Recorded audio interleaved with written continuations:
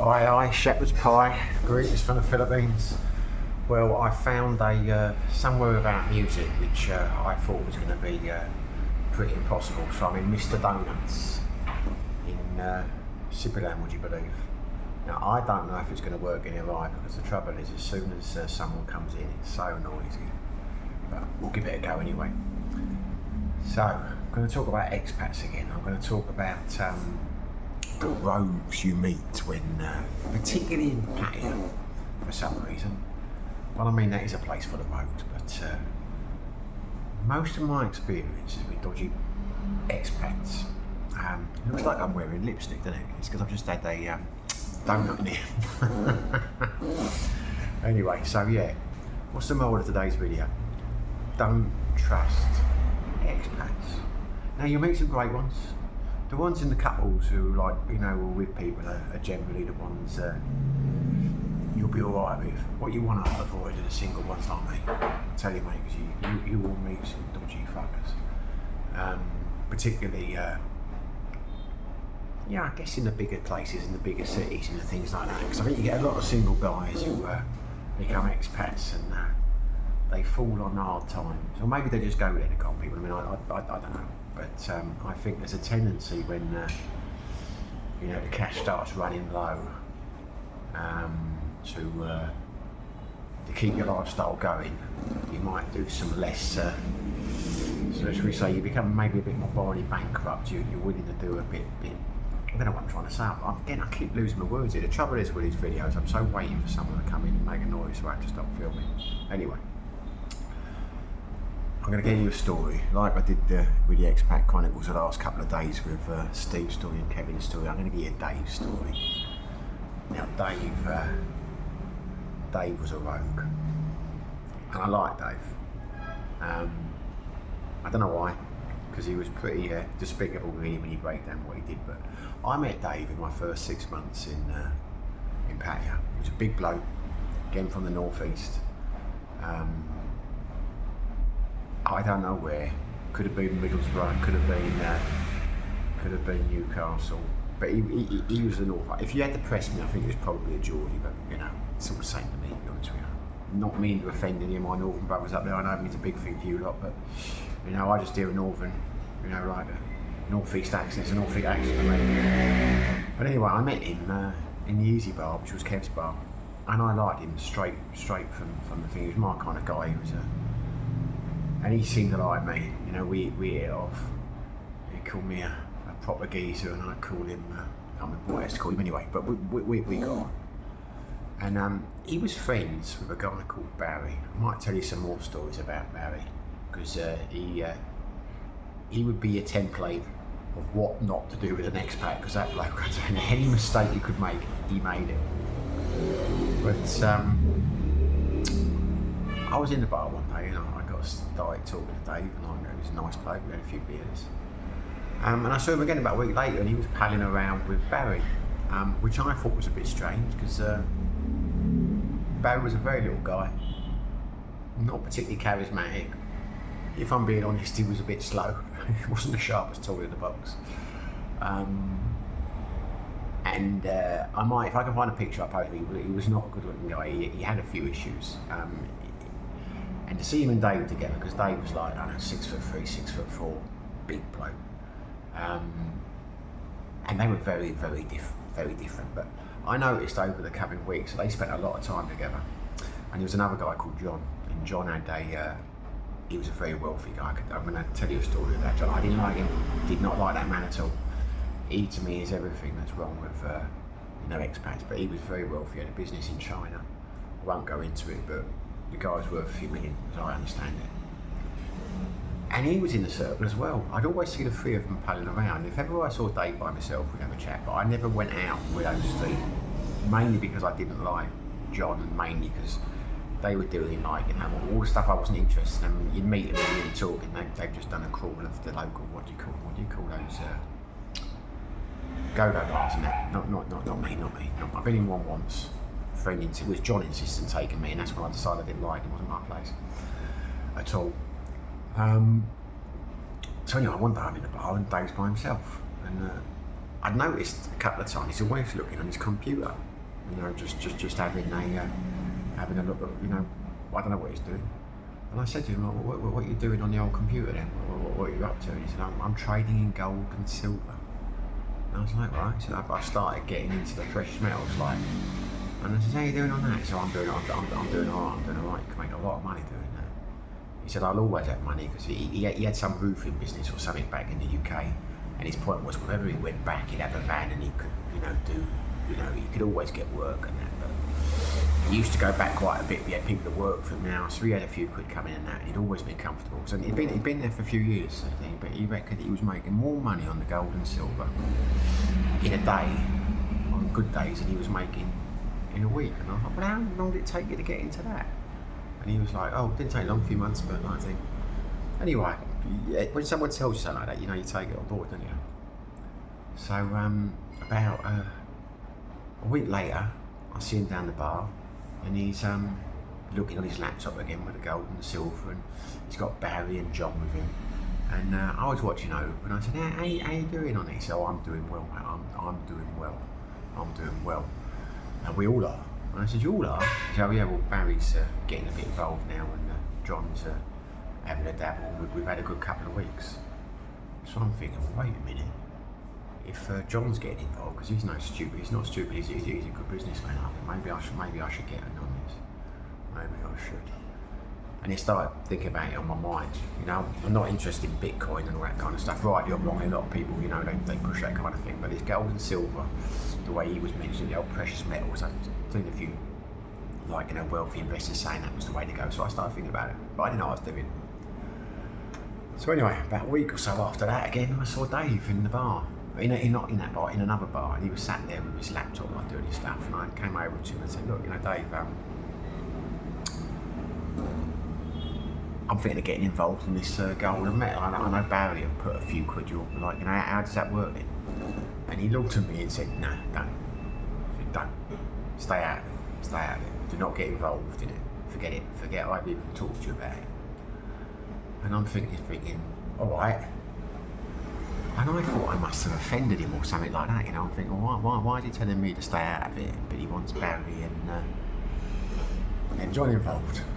So anyway, that was around the time I moved up to Petrobras. So I didn't give it much thought, other than the fact that I thought, well, Dave don't like me, because he didn't want me involved in it. Fair enough. I thought maybe I'll do it myself. Got up to Petrobras, did a bit of research on it, realised very quickly I didn't have a fucking clue what I was doing. So what was the point of even getting involved? I mean, never get involved in something unless you know what you're doing. And to be honest, the returns and that didn't look so great from what I'd said. I don't know how he's making that kind of money out of it. Anyway, didn't give it a lot of thought. Went back to Pattaya. Must have been 3 months later, because I used to get the old tourist visas when they were a thing. So you get the tourist visa when you come in the country. It was valid for 2 months. You could extend it for a month at the local immigration office, and then you had to cross the border. So I'd go down to Pattaya. Well, not always Pattaya, sometimes I fly them and sometimes I go up to Chiang Mai, but there was a visa company that did a run. There were a few that did visa runs daily. You go over the Cambodian border from Pattaya and come back again. And I didn't mind going down Pattaya for a couple of days, because I could see my friends and my girlfriend could see her friends. So anyway, we got down there. We were only staying 2 days. I walked in the bar with Ashley, and Barry's there. I said, how you doing, Barry, mate? I said, where's John? He said, John's back in China. Where's Dave? He said, fucking bastard. That bastard. Bastard's a dead man. He's a dead man when I see him. Which immediately made me laugh, because Dave was a big bloke. And I'd heard stories. I mean, he had scars on the back of his head and that, apparently. Because where the bar was, the Easy Bar, it was in one of those big old beer complexes. And apparently, over the years, he'd had a couple of rows with Australians, and he'd had a chair broken over the back of his head, and that's where he had the scar from. And I only people to see him in action. I mean, he could have it. I mean, he'd lost his rows, but he was obviously like half cut or whatever. And apparently, one of them, the chair on the back of his head, this Australian guy had Thai bodyguards, because apparently some of these Aussies paid for these bodyguards there, and he'd gotten a row one of them, and they flattened him with his chair.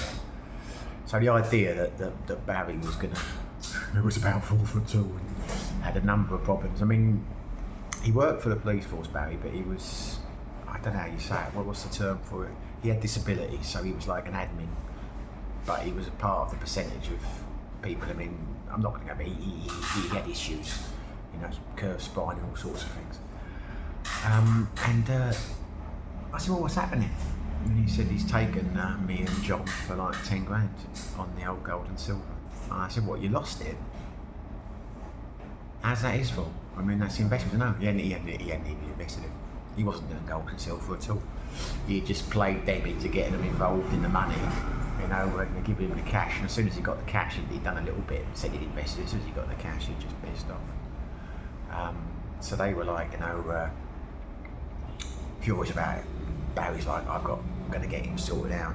John mustn't, that be stupid, Barry, you're not going to get him sorted out. What are you talking about? And he's like, oh, John's going to put a contract on him. I said, oh, Barry, look, learn your lesson, mate. You know, you lost some money. Don't be talking stupid things about contracts or that kind of shit. Just walk away from it, you know what I mean? Or feel about it, you know. Just don't talk shit, mate. You know what I mean? Anyway, that was that. About a year later, I was back in Patio again. I can't remember why. I think it was Visa. I think we'd gone back for someone's birthday or whatever. But anyway, I'm in the old beer place, and I see Dave, and he's walking around Boulder's Brass. And I said to a couple of the girls I know, I said, Dave out there, so stay away from him. Stay away from him. He's a dodgy bloke, and there are people after him, a lot of people after him. So anyway, of course, ignored that. He saw me, I saw him, and I was like, how you doing, mate? How you doing? I said, I'm hearing a lot of stories about you, mate. And he said, people are after you, and all that kind of thing. And he said, well, look at that. I want to introduce you to someone. And he had an Australian guy with him, quite a famous guy. I think his name's Tim Sharp. Anyway, he's famous. So he said, no one's going to mess with me when I got Tim, and there was this other guy I shook his hand, and they're like quite famous people, and if you Google their names and that there, so I know the circles he's moving in. And he said, anyway, how are you? I said, well, look, what happened with Barry and John? He said, so I took them for a few quid. And I said, because they're not happy with you. And like they were telling me about it. Barry's going to put a contract out and all this shit. He's like, yeah, he talks a lot of bollocks. So I said to him as a joke, I said, well, the funny thing is I've taken out the contract. He's paying me to do it.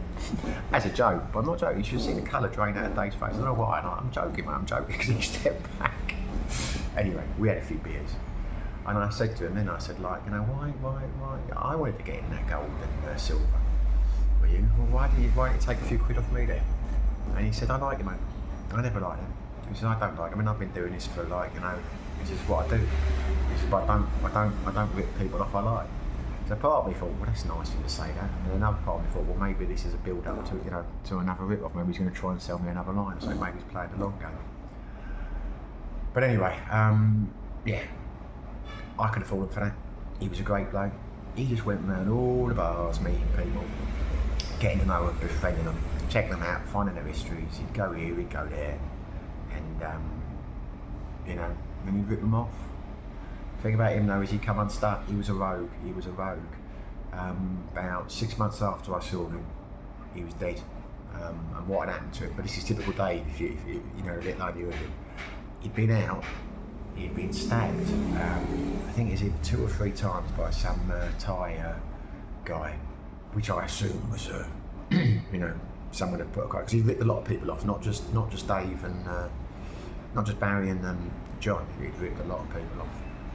But yeah, he was stabbed, but he survived. I mean, this was ridiculous things. I've been told something else. He survived. Went to the hospital. They fixed him up. I don't know exactly what had happened to him, but it said that he couldn't drink alcohol. So I don't know if it done something to his spleen or his liver or whatever. I don't know if he couldn't drink alcohol ever again, or he couldn't drink alcohol straight away. But he basically, they got out of the hospital, went out on the booze. Apparently, I mean, they're saying, I don't know if he drank a bottle of vodka or whatever. He obviously drank a lot of alcohol, and he died the next day. Not from the stab wounds, from the alcohol afterwards. So I mean, there you go. That was the end of Dave. I'm sure there aren't many people mourning him. I'm sure there are a lot of people who toasted a glass when they heard that news. I know Barry and John, and I'm sure they did. In fact, I'm sure I saw them after that, and they said they did. But anyway, you know, it's one of those things. I quite like Dave.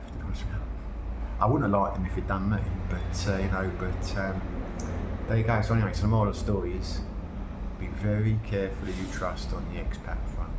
I mean, don't get wrong. Not every single bloke like me is dodgy. You know what I mean? but just don't. If an expat's looking for investment, or they're looking for this and they're looking for that, you know, wish them luck. Don't get involved. Don't get involved unless you really, really know them well and you know their background. You know, if they've been on the island for a few years, then ask around, you know what I mean? They've just been there for a few months and they're coming and going from island to island or whatever, you know what I mean? They're the warning signs. They really are the warning signs. But anyway, there you go. That's my expat tale for the day. I hope you found it interesting. Quiet, no interruptions today, no background noise. Fantastic, isn't it? If you liked it, subscribe to the channel, like the video, that'd be fantastic. Leave a comment, let me know your thoughts, and thanks for watching. Be lucky.